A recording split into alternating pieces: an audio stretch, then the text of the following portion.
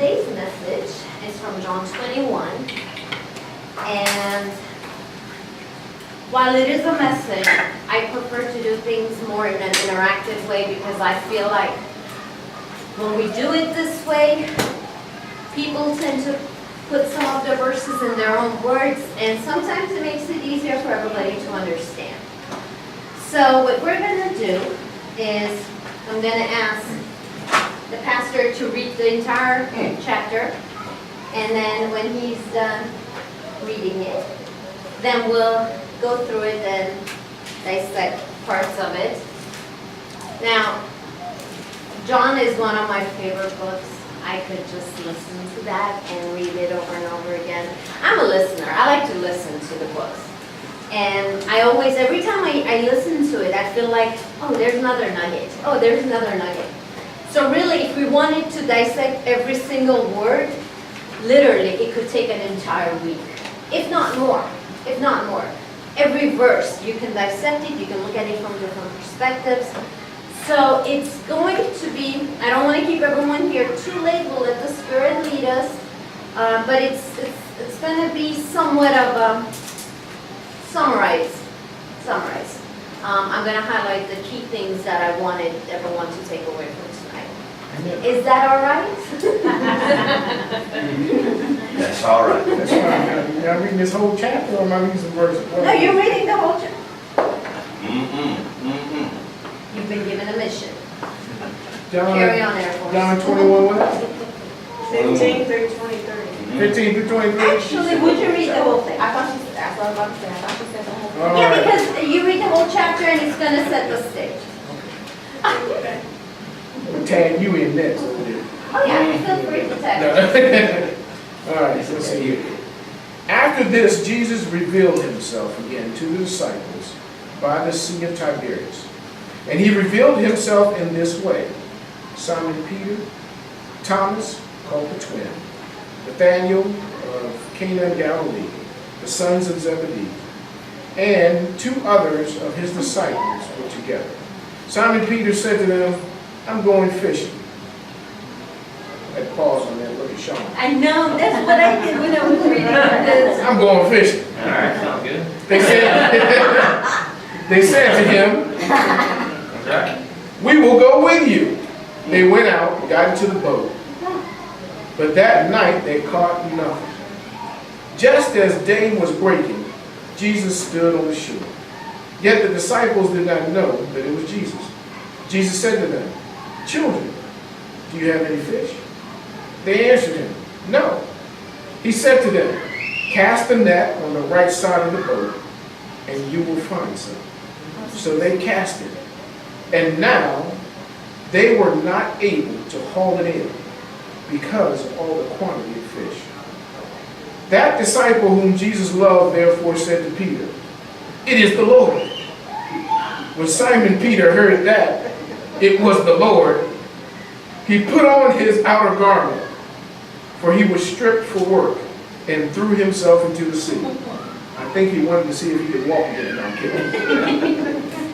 The other disciples came in the boat, dragging the net full of fish, for they were not far from the land, but about 100 yards off. When they got out on land, they saw a charcoal fire in place. Wow. With Charcoal fire. with fish laid out on it, and bread. Jesus said to them, bring some of the fish that you've just caught.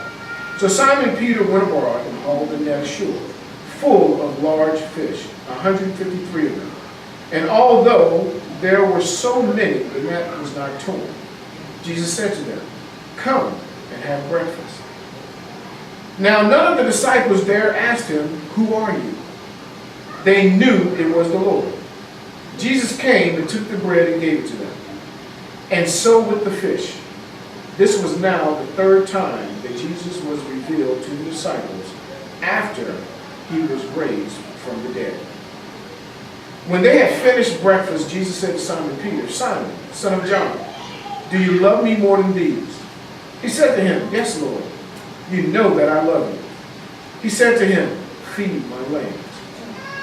He said to him a second time, Simon, son of John, do you love me? He said to him, yes, Lord, you know that I love you. He said to him, tend my sheep. He said to him the third time, Simon, son of John, do you love me? Peter was grieved because he said it to him the third time, do you love me? And he said to him, Lord, you know everything. You know that I love you. Jesus said to him, feed my sheep.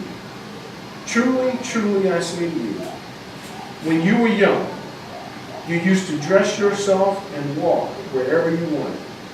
But when you are old, you will stretch out your hands, and another will dress you and carry you where you do not want to go. This he said to show by what kind of death he was to glorify God. And after saying this, he said to him, follow me. Peter turned and saw the disciple whom Jesus loved following them, the one who also had leaned back against him during the supper and had said, Lord, who is it that is going to betray you? When Peter saw him, he said to Jesus, Lord, what about this man? Jesus said to him, if it is my will that he remain until I come, what is that to you? You follow me. So the saying spread abroad among the brothers that this disciple was not to die. Yet Jesus did not say to him that he was not to die. But if it is my will that he remain until I come, what is that to you? This is the disciple who is bearing witness about these things, and who has written these things. And we know that this is his testimony. We know that his testimony is true. Now, there are also many other things that Jesus did, were every one of them to be written, I suppose, the world itself could not contain the books that would be written. Amen. So, Peter decides to go fishing, and a few other guys go with him. And they're just out there, you know, Sean's out there, Aaron's with him. Actually, in this case, Aaron's out there, Sean's with him. I'm going That's right. And so, they're out there all night, they're toiling, they don't catch anything. And they see someone at the shore. Now, the English version says, children, do you have any fish? Does anybody say anything else? Mine says children. Okay. So, in Armenian and Farsi at least, now I was kind of hoping the mister was here to see what it is in Hebrew, but children, in our languages, it means like saying, hey guys. It doesn't necessarily mean offspring. It can mean, hey buds, hey guys. One of the reasons is because as kids we start calling each other like that, and so even as you get older, it's like a friendly way of saying. So it's not so much that he was announcing himself as our Father or, you know, as the Lord, and I clarify that to say that's not necessarily how John figured out that that was the Lord. That wasn't supposed to be a hint, because that was more of a friendly thing. Hey guys, have you caught anything? Mine actually says boys. Yours says boys? See, the Farsi, okay, and that's pretty much it. Hey boys, hey guys. The Farsi version says friends. Friends, did you catch anything? And so what does he say to them? He says, cast it to the other side. They do, and then all of a sudden there's all this fish. And just from that, John figures it out. Hey, wait a second. And I find it interesting that, you know, being that this is a book that he wrote, the way he's explaining it was the disciple whom Jesus loved, therefore said to Peter. You know, as I'm reading this, I can almost feel the jabs, you know, the loving jab. He loves me more. I mean, how many times as kids have we done that? You know, mom loves me more, you know, or dad loves me more, you know. So he says it is the Lord. But there's so much more to that. If he feels that the Lord loves him the most, that's probably because he loves the Lord the most, and he's keeping him close to his heart. I mean, you look at even children, even friends, the people that love us the most, we tend to gravitate more towards. And if he has this notion that the Lord loves him the most, that's most likely his own feelings being projected. It's because he loves the Lord so much. And when you live in that kind of communion with the Lord, with the Lord's Spirit, you will recognize him by the way he moves in your life. He didn't recognize him necessarily from his voice. If you're always listening for a voice, you might hear it and not even know. But if you're truly listening and looking and feeling for his presence in your life, it's an all-encompassing relationship. A lot of times I find that people sit there and say, I don't hear his voice. I don't hear him. And yet there's like all these little miracles in his life. He's talking to you all the time. Mind you, my first question usually is, have you cracked your Bible open? Because if you do, he's doing a lot of talking in there. You know? But aside from that, the Lord doesn't necessarily just speak to us, and that's not necessarily the way to recognize him. So if you keep him close, you will know his presence by the way his hand moves in your life. So what examples do you guys have? Does anybody have for the Lord opening doors for you? And at what point did you recognize this was the Lord?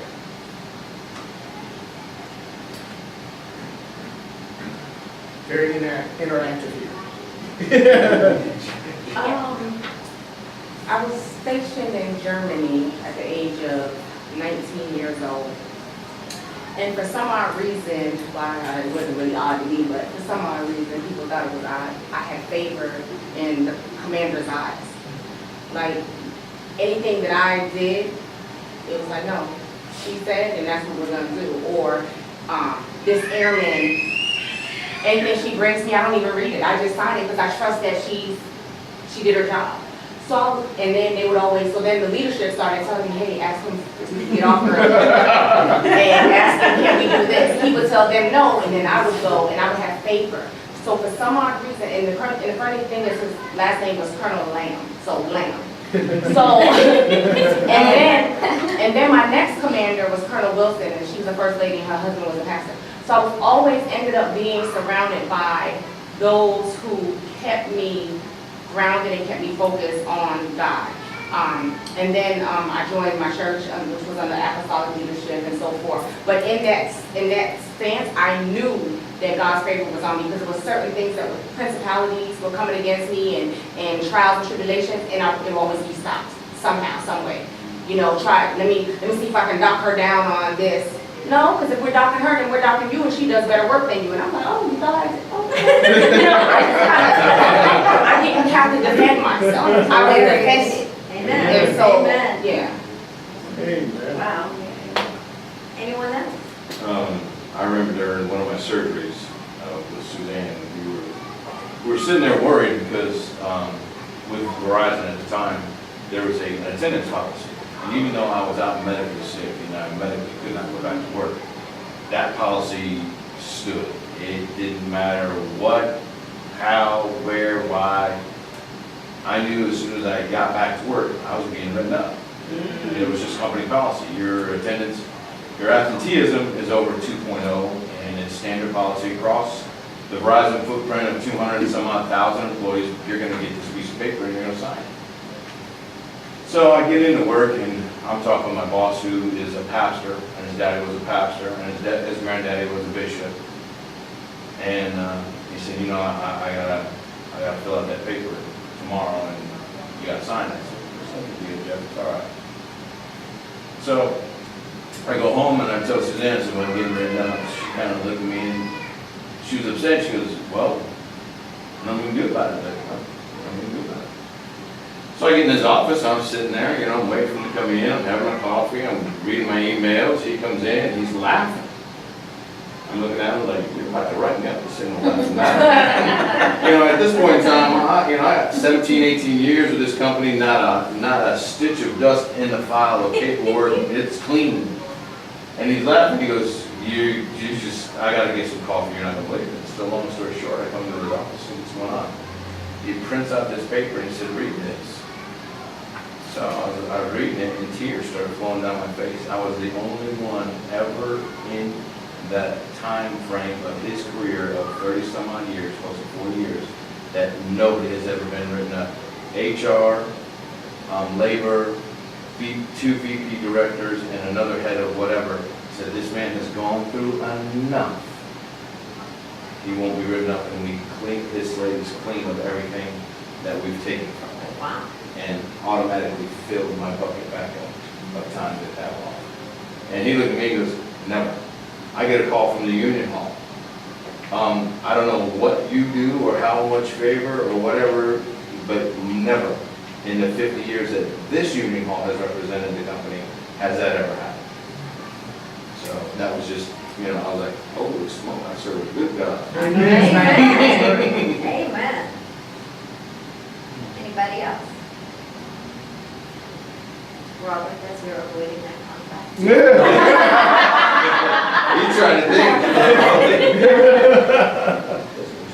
Well, Go ahead, sir. A couple months ago, my company has not been doing well, and we were bought out over a year ago, and we've been in this state of flux where we've been waiting for this other company to take over, not knowing what was going to happen. And, you know, everybody's got a theory, and everybody's got a this and a that, and a couple of months ago, my boss called me and she said, well, I've got some really good news for you. And I was like, great. She was like, you get a bonus. And I was like, beg pardon? And she said, yeah, bonuses were funded, but they were only, you know, the business did so poorly that you only got funded at 20% of your normal bonus. And I'm like, I didn't even know that bonus coming. So I'm like, 20% is fine with me. And she said, no, it's the funny thing, you're the only person in your business unit that got a bonus. The entire business unit, which includes VPs, CEOs, I'm the only one that got a bonus. From a business that is failing and going under and having to be bought out by another company to save it. And I'm like, thank you, Jesus. Still waiting on that steak dinner.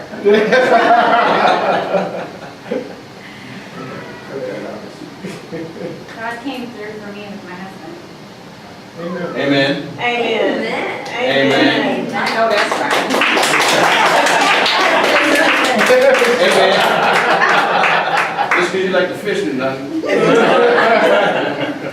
So, when Simon Peter heard that, he put on his garment and jumped in the water, and he wasn't going to wait for everybody else, and he started swimming because, he's going to just get back to the Lord because he's so zealous to be back with the Lord. So why did he dive in the water rather than wait to come ashore with everyone else? Do you think it's because he loved the Lord more than everybody else? Do we come across people like that in our lives where, reminds me of, what's that guy, Junior, his jokes. You run across people who everything is, hey, Jesus, because I love him so much. Oh, there's Jesus. I'm going to go hug him and love him and worship him. But is that really reflective of the person's true inner self? It might have been in this case. I'm not dismissing how Peter felt. It might have been genuine. We'll see. But when you read that, why do you think? What is the first impression that we get? The impulsive conduct of Peter. Grabbed his shirt, jumped in the water, is not even there, wait for the boat to pull ashore. Jumped in the water and what do you think? What does everyone think? Peter being Peter. Yeah. Peter was impulsive. Peter was very impulsive. Flash to bang. He thought he did. There was no cause with him. You're jumping. Okay. I wanted to highlight that part of the verse because in this case, it might very well be. I mean, other than the Lord, nobody knows people's hearts. So, while we shouldn't dismiss someone's zealous pursuit of the Lord, the outer conduct and behavior is not necessarily reflective of what's in the heart either. And so, that's where discernment as saints comes in very handy. Have discernment. Know who the people are around you. The one that's, I mean, even the Lord himself says, you know, those who say, Lord, Lord, didn't we do this, that, and the other thing in your name? He says, get away from me, I never knew you. So, by the outer conduct of people, sometimes it's real, sometimes it's not. How do you know? Discernment. And if your discernment's not at that level, that's a gift that anyone can have. And the gifts that the Lord gives us, they're irrevocable. And if you exercise them, they only get better. The Lord wants us to be wise as serpents, gentle as doves. It's good. And a serpent doesn't necessarily see like we see. He sees through a infrared kind of vision, and then he uses his tongue to feel out. He uses every sense he has as he's crawling on the ground, the vibration, everything. That's what the Lord means. Use every sense that the Lord gives you to discern, because the time is coming where there's going to be many wolves clothed like sheep. Where's your discernment? Is that something you need to work on? How do you start working on your discernment? What would be the first step? Pray for it. Right. What's the first step in everything? Pray for it.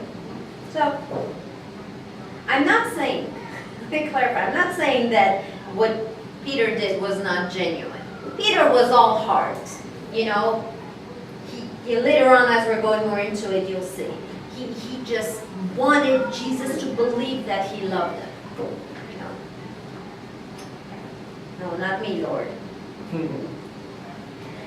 So the other disciples come and they catch up, and they get to the land and they see that Jesus has set this nice breakfast table already for them.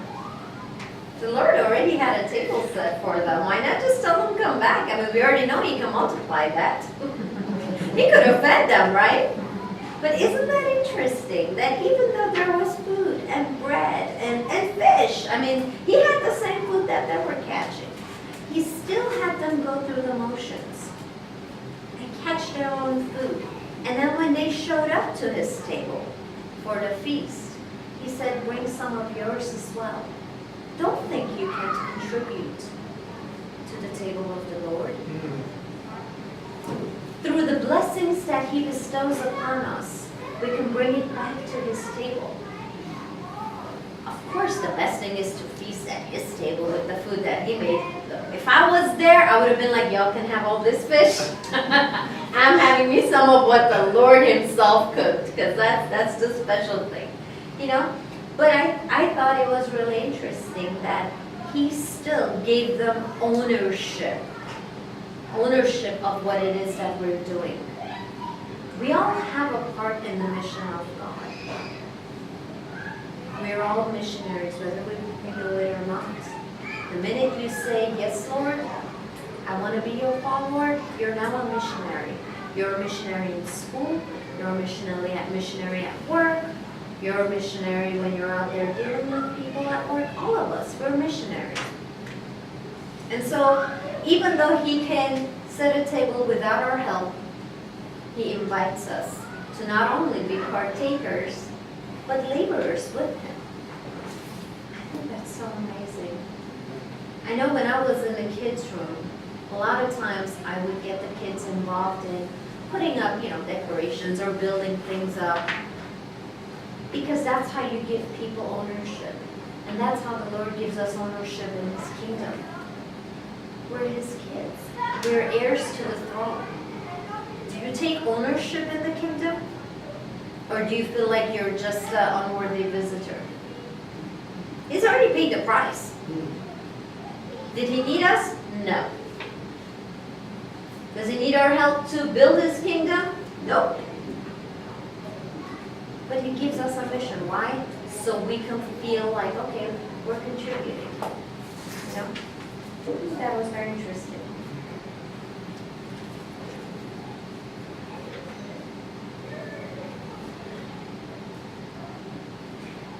And so as they're pulling all those fish, all 153 fish, the net didn't tear. It's, they highlight the fact that the net didn't tear because under normal circumstances it probably would have torn, right? What does that tell you about how the Lord blesses you? Why do we sometimes we feel like we're not worthy of a big blessing.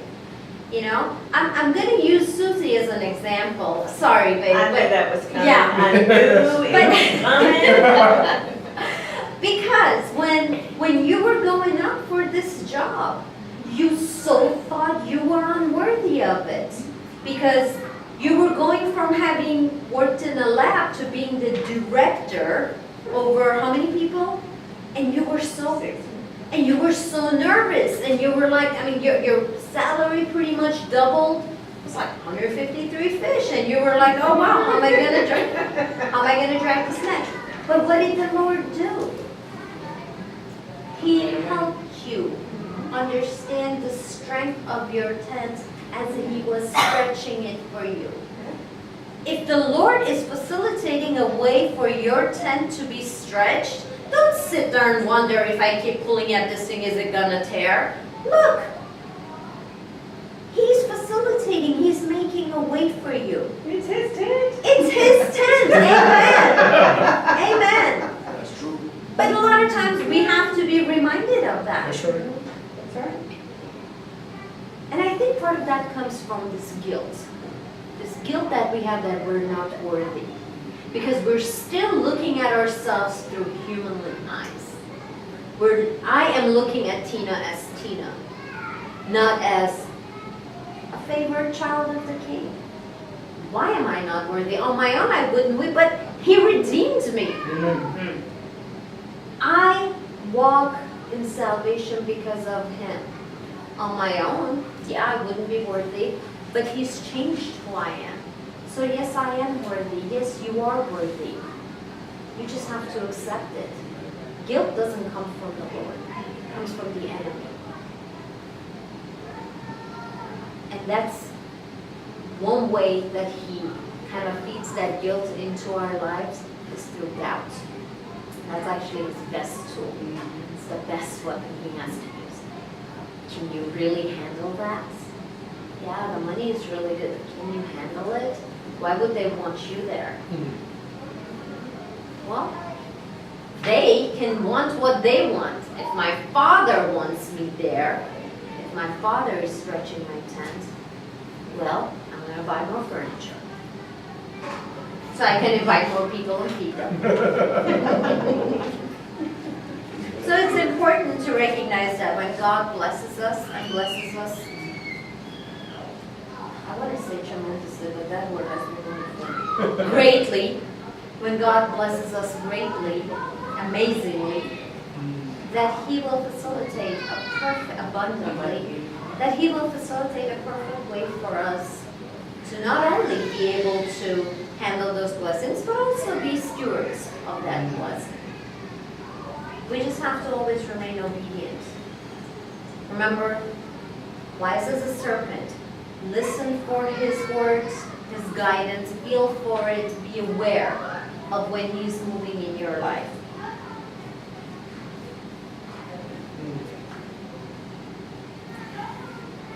So we fast forward and they're sitting around talking and Jesus turns to Simon. What does he ask him? Do you love Simon, me? you love me. Do you love me more than these? Now, the English version says these. In Farsi, it said, in a lot of the Middle Eastern languages, pronouns don't have female, male. There's no such thing as he, she, it. So, do you love me more than these? Do you love me more than these? Could be these people or these items. And so the way it's been translated here was, do you love me more than they? Now some people look at that as the Lord asking Peter, do you love me more than they love me? Or it could very well, some people look at it from a materialistic perspective could say, he's asking him, do you love me more than the comforts of life, or, the companionship you have with people, anything. Do you love me more than these? Do you love me more than they? I think that he was saying, do you think you love me more than they love me? And the reason he's saying that is because if you look in the scripture, there was a few times where Peter said to the Lord, oh, even if everybody else falls away, God, oh no, not me, I'll be there, right? Was it Matthew 26:33? Though they all fall away because of you, I will never fall away. And then Jesus was like, oh yes, you will. Not once, not twice, 3 times. 3 times you will. Yeah.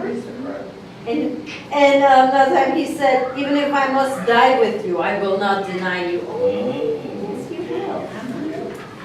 And so he says, yes, Lord, I love you. Yeah.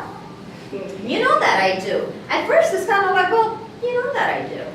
I do that too sometimes. You love me? And I said, you know that. But in this case, It's in my sheet. but in this case, Christ wasn't getting cute. He asks him again. He says, well, then feed my lambs. Then he says, a second time, Simon, son of John, do you love me? Yes, Lord, you know that I love you. Tend my sheep. In Farsi it says, guard my sheep. Protect them, take care of them. And then he tells him a third time, Simon, son of John, do you love me? And Peter was grieved because he said to him for a third time. So he says, you know my heart, you know everything.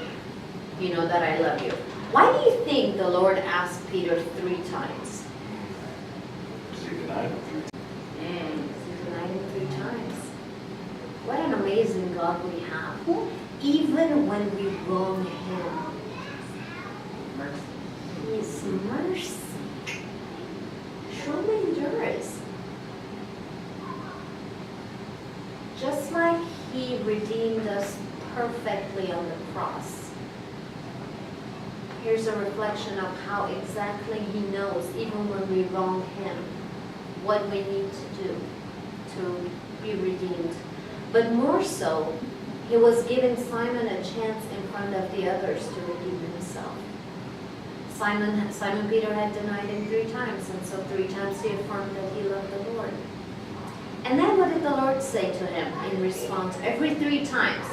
In essence, he was reiterating that commission that he said. First one is to love the Lord. Second one is to love thy neighbor as yourself, right? So he was telling him, in essence reminding him, you know all those times you're jumping in the water, you're saying I die for you and stuff? That's not how you show the love for Christ. That is not what Jesus expects from us. Jesus doesn't need me to die for him. Jesus doesn't need me to do anything for him. Jesus wills it that I look out for his flock. And that is such a key concept that we miss. We try to have this one-on-one relationship with the Lord, and that's an amazing thing.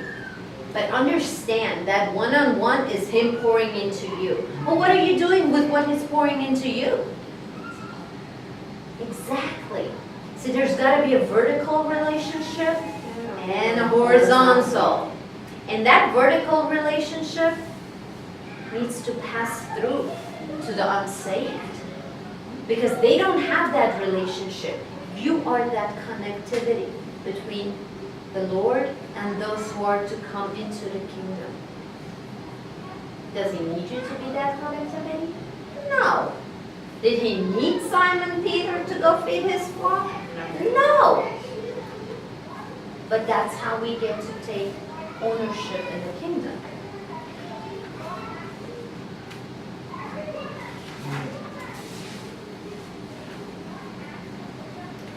Have you ever denied the Lord? You don't have to. You don't have to admit it loudly. I know in my own conduct, unknowingly I've done that. I think every time I doubt Him is me denying Him. I know right now, even though I don't look at it as denying, because I'm a stubborn mule sometimes, but in my own way, when I'm afraid to put my hope in Him, that's how I deny Him. And so I have to remind myself that fear doesn't come through Him, that I can do all things through Christ and overcome it. That was gonna be my example too, is every time I choose fear, and I'm denying him. And False it's evidence not- appearing real. I'm sorry? False evidence appearing real. Sure. And you know what? It doesn't matter who sits here and God uses him to deliver a message. A lot of times what we're talking about is meant to minister to our own hearts first. That's right. As I was going through this today, so much of it, especially the following verses, oh goodness, they were like that. Every verse was a smack upside the head. I was like, all right, I get it. But it's just, I love the Lord. He's amazing. He's amazing because I felt like, oh, I have a message. I have a message for the congregation, and then I sit down and start. Oh, the message was him trying to remind me that I'm so way off sometimes, a lot of times. And that's my way, without even knowing it. That's how I deny him. And I have to repent, I have to rectify that whole time.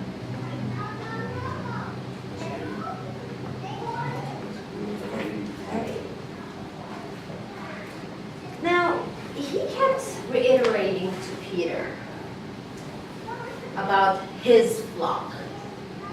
Feed my flock. Tend to my flock, my sheep. Right? Something, going back to discernment, something that's really important for us to remember, that it is important to tend to the Lord's flock. But it's also really important to have discernment to recognize if there's a goat among those sheep. You have to be good stewards of the blessings that God gives you, and how you disseminate them and how you disperse them. You just have to be really careful. And many of us, I'll be the first one to say, and it's nothing that I'm proud of. It's not, I've made mistakes where the blessings that God has given me, I have thought in my own little prideful way, oh God, I'm going to go take care of this person. And oh, what? So much money? Sure, here, let me write a check in. And then later on I found out, oh, that wasn't a sheep of the Lord, that was a goat. Joke's on me. And so when the Lord wants us to tend to His sheep, we have to have discernment. Now, everyone deserves a chance. Nobody does. And if you really feel that tug to go out there and help someone, listen to the voice. The Spirit will guide you. The Lord will tell you. But Matthew 10:14 tells us to know when to shake the dust off our feet.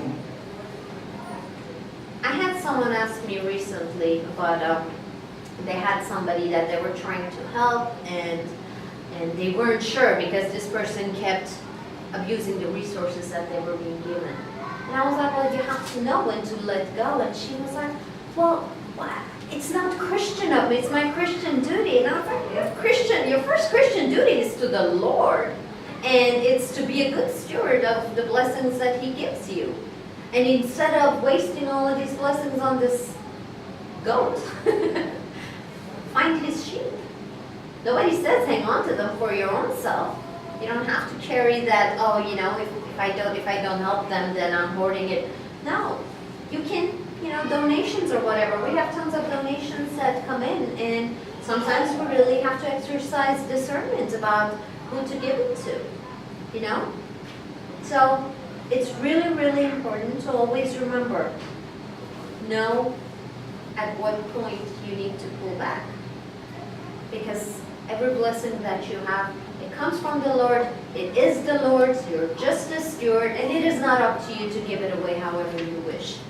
I know it makes us feel good when we do charitable work, but discernment is very important, because that feeling afterwards when you know that you've been sowing the seeds in the wrong places and on fertile grounds, it's not a good feeling.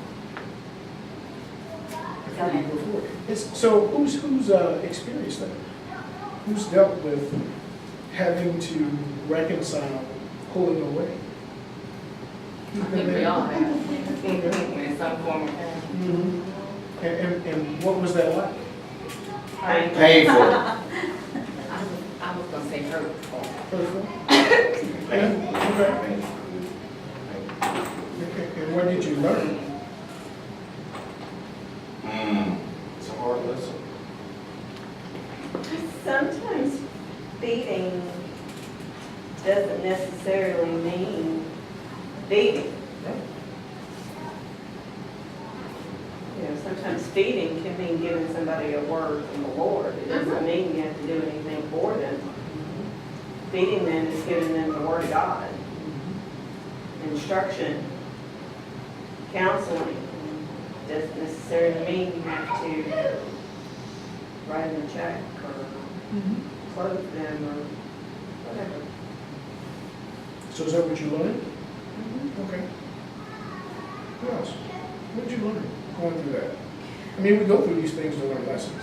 So looking at it from that point of view, that's my way of how I would feed somebody. And certain people, you can get caught in that trap where you're like, I have to keep pointing them to the light. Like, I have to show them the right way. I have to help them through this. I have to combat what they're going through with the truth. But knowing when to shake the dust off is important, because if not, they're going to tear you down with them. They'll bring you down too. So. Come on, folks. Not knowing. Growing up, I always had this thing they like to call a hero complex. I see people struggling, of course I want to help. And more times than not, they end up walking away. I'm just kind of left there with all the scars that was really their baggage. And for a while, I thought I was actually doing them a favor by sparing them some of those scrapes, some of those bruises, some of even agony. After a while, I kind of sort of went, it wasn't satisfying for me, so I started kind of have to readdress my perspective in doing so. It's like, okay, who is that serving? What am I really doing them a favor by sparing them all the stuff? They ended up in the same position again. They were there for a reason. They ended up at that point for a specific reason. That's something they need to learn from me. I wasn't, so it took me a while. It was a hard lesson to learn that I wasn't doing them a favor by sparing them. I was just prolonging the agony, so to speak, because they were going to end up in the same position again until they learned that lesson, just like I was. And that was the other half, and that was the other, I guess, the other side of that sword is that whenever I was going down, they were going there. I went through mine on my own. All my friends, all those ones that I helped them, they were too busy. Or they were there, no, they were there conditioned, they were there for, in word, but not in action or deed. They were suited to be for them. Not to derail the study, but sometimes I think as Christians we forget that God is compassionate, He's merciful, but He's also just. And when you have a just God, that means sometimes you're going to go through some pain in your life. And there are people who deserve to go through some pain in their life to learn, so that they turn back to Him. Even in his mercy, there's justice. No, but that's, wait, the Spirit leads us that way, we go that way. Oh, yeah, bring us back in. So, after the Lord tells Peter that this is, if you love me, you feed my flock, then he speaks a promise here over him and says, truly, truly, I say to you, when you were young, you used to dress yourself and walk wherever you wanted. Then when you are old, you will stretch out your hands and another will dress you and carry you where you do not want to go. Now, how many remember how Peter was martyred? His hands were stretched out. So, he's given Peter this heads up. This is how you're gonna glorify the Father. All those times you said, "Oh Lord, I will die for you," you're gonna get your chance. You're gonna get your chance. And it's interesting because Peter's response isn't so much that he doesn't ask anymore as to what's gonna happen to him, right? Jesus gets up and says, "Follow me." But Peter hesitates, turns around and looks at John and says, "What about him?" But it's in your I thought that was... Now, in the Farsi one, it says, "Lord, what's going to become of him? What is his destiny," basically. So in the Farsi one, it's not so much about, because when you just read "what about him," it can be interpreted as, well, what's his task? But the Farsi one specifically says, how's he gonna end up? Okay, we get it. I'm gonna be stretched out and that's my, what about that one? The one you love. No? The one who loves you the most. Yeah, and that could very well have been. Peter is impulsive. It could very well have been. That he was prideful shows up. But he was human. He was human. But what does that tell us about pride? Pride leads you to compare. Anytime you are comparing yourself, your achievements to someone else, that is pride rearing its ugly head up. The only individual you should ever compare yourself to is who? Yourself. There you go. Amen. You should always compete against yourself. Because you know what? The Lord has given us our own gifts, our experiences, abilities, and there's nothing He will deny you. If there's something that someone else does and you want to be able to do as well as them, it's okay. You just say, "Lord, please pray to Him and ask Him to improve you in that area." But then, inspiration comes from Him, but perspiration comes from you. If you really want to improve it, I'm sorry? I'm saying you have to work at it. Yes, amen. Put perspiration into it. Work at it.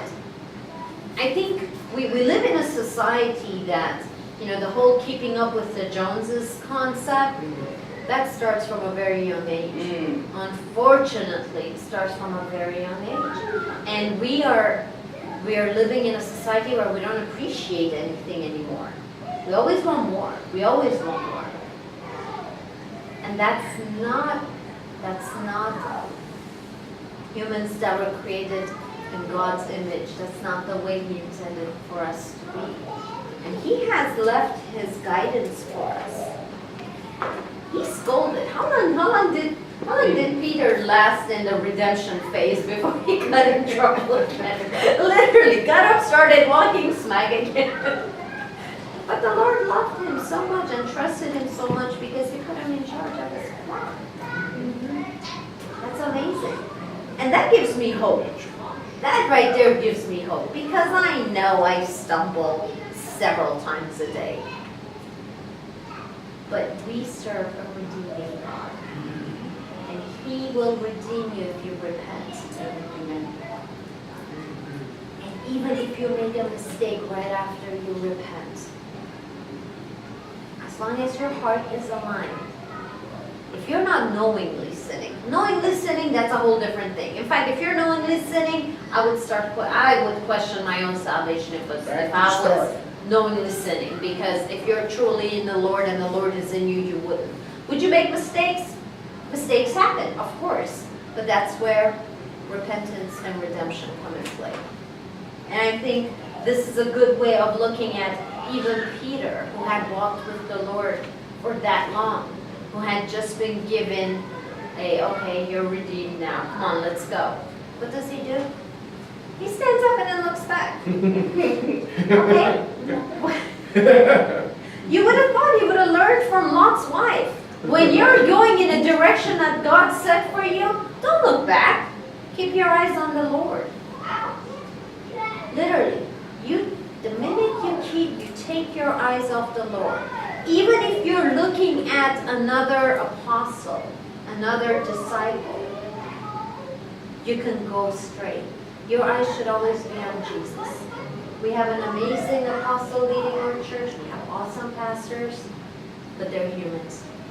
Your eyes should always be on Jesus, because the minute your eyes come off of him, questions start to boil and you start to, compare yourself to others or start getting out of your lane.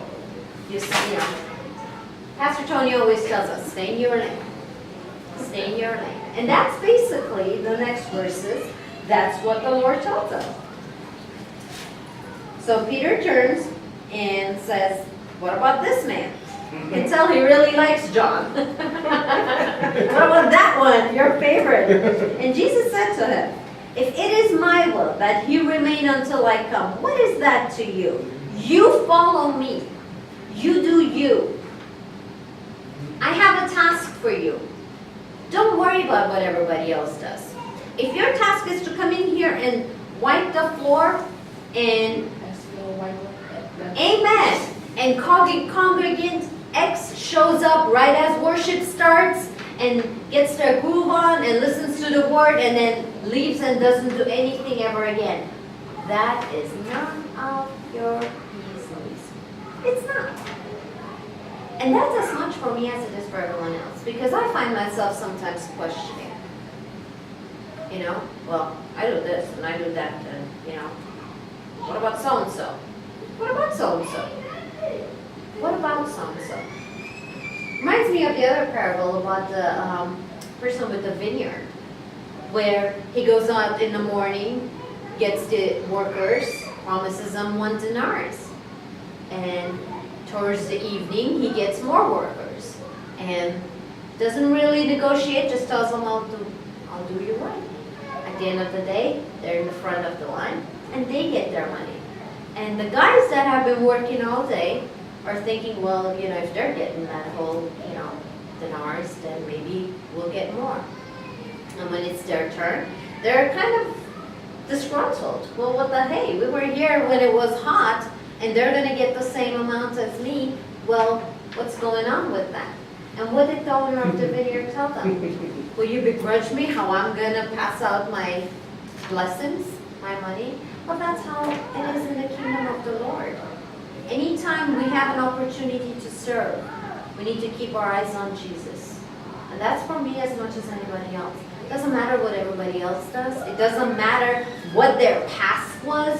If I've been saved 2 years and they were saved yesterday, but they're up in the pulpit speaking, well, you know what? The Lord can use anybody.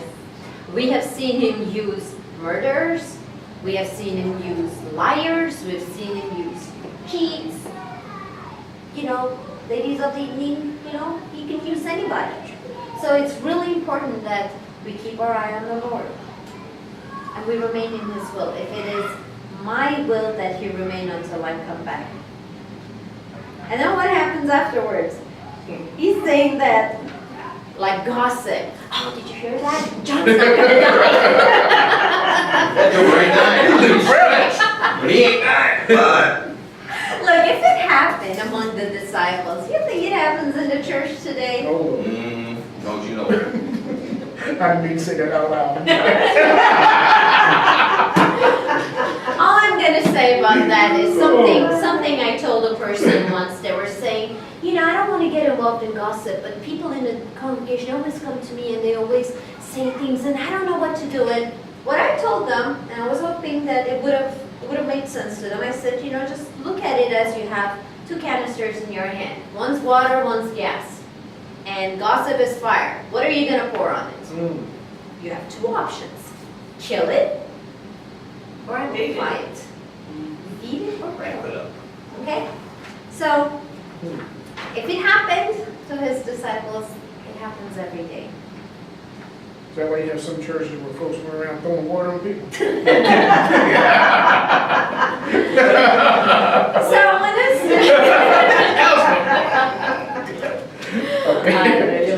one of those fire hoses. All right. Some things that I want us to take away from this chapter is that as we notice, literally seconds after redemption, Peter sins again. No one is perfect. Nobody's perfect. Okay, everybody makes mistakes. But remember that there's really 2 things at the root of every sin. If you manage to conquer those 2 things, you're going to be ahead of the game. Number 1, pride. All right. Number 2, Lust. lust and pride. You manage to conquer those 2 in your life, You're well on your way. you are well on your way. And lust can be lust for money, lust for food, for anything. Anything that you have an unnatural desire for, and an unholy desire for. Always focus on God's will in your life. Because each and every one of us have to answer for ourselves. And so when the Lord comes to me, I want to hear him say, well done, good servant, good faithful servant. Yes. So why would I ask, what about Tony? He's not going to come to me and say, oh, by the way, Tony did well. So if you want feedback from the Lord when the time comes, then focus about the mission he has for you. Stay in your lane. And those of us in the military, it's all about a need to know. If you don't need to know, if you don't need to know what's going on around you, don't worry about it. Because any information, anything that doesn't concern you, is taking your focus off the Lord. So, it's all about a need to know. And John goes on to say that there was so much more that the Lord did that a lot could be written about it. But how interesting that this was a lesson that the Lord deemed important enough for us to review and learn. I hope you got something out of it. Amen. And just as a reminder, Wednesday is not a night where it's going to be cookie cutter. Sometimes there'll be messages preached. Sometimes there'll be gatherings just like this. I just feel like I need to add that, we meaning believers, we can at times get caught up in a little bit of legalism when it comes to the faith. So if you are here and, we're reading the word or whatever and I crack a joke, I just want you to understand that me cracking a joke is not me not loving the Lord. I'm not caught up in legalism. I know that Jesus came so that I can have a life that I enjoy. When the disciples got together, they talked, they laughed, they loved, they joked, they did life together. So don't get stuffy in your faith. Okay, I just wanted to add that. I just felt the need. And if anybody has, like on Sunday I reached out to Brother Aaron and I said, hey, I have a message. And he said, okay, do you want to go this Wednesday? I said, sure. If you have a message, reach out to him, coordinate with him. For preaching and sermons, there's a protocol. But generally speaking, reach out to the men in charge and... Look, God is using everybody here. That's right. And so we believe in letting him use everyone here. Everyone here. You're not going to come for those of you who haven't been here that long. You notice it, I think since you've been here, I have yet to preach. So, you know, He that doesn't gives, do that, by the way. that gives you a good idea that there may be stretches 6 months and I'm the only voice you hear here. But then there may be stretches where 6 months you don't see him up there. we're seeing Pastor, what are you going? Look, And We there might will- be a time where he says in 6 months, you're up. yeah, we believe in letting the Lord lead. And, you know, and there are times where, and there have been times where, as Tina was saying, where God will clearly show me a person and said, that person is giving a message. I'll reach out to you. Hey, okay? Let's start scheduling something. Let's I was start, picturing that in my head. you know. So was I, as soon as he said it. Yeah. You know, and I'm just going to tell you, trust him, because, you know, he doesn't show us these things for us to set someone up for failure. He's not setting anybody up for failure. God wants to use you right where you're at, yes. Amen. He wants to stretch us in our faith. So, yeah. And I'll do whatever I can to help you. Oh, yes, he will. So, Yes, he will. So doesn't and sometimes help is, You're up. Pushing you? No, no. what does that mean? Well, I got this real quick. He said, hey, brother. I mean, we were out of breakfast. He goes, hey, brother, 2 weeks, I think you got the word. I said, okay. And then it hit me, I said, 2 weeks, what? So a week later, I said, you said I got a word. He goes, yeah, it's a prophetic word too. And I'm like, oh, Lord. I said, what? So now I'm in the word even no more. I'm going, Lord, I know you're talking about prophecy, but I'm talking prophetic word.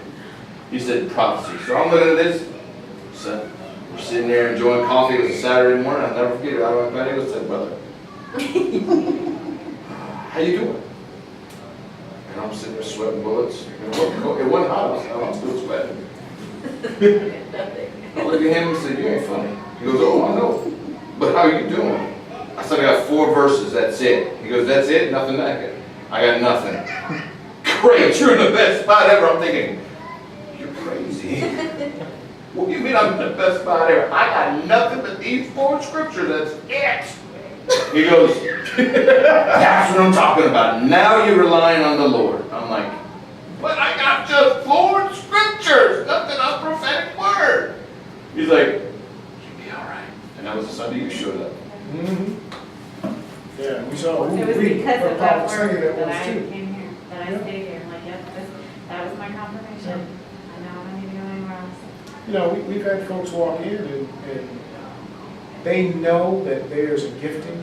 Sometimes God has revealed it to them, but for whatever reason they haven't stepped in. And God will speak to someone in this church and say, that person, I'm operating this through them. They're healed. And I'm going to tell you, if he tells that to me, I'm made you pray for somebody. Oh yeah, we watched that happen too, didn't we? Okay, give the healing. Okay, who need healing? Yeah, okay, come on. Look, God wants to magnify and glorify himself to the fullest extent in your life. And it's an amazing thing when we take ourselves out of the way and just let him do it. And you'll find that the more you allow him to lead and testify of himself through you, the fuller your life gets. You know, that if you've had emptiness inside you, you find that all of a sudden you start getting filled. Those voids are not there anymore. It's an amazing thing. And you just let God be God to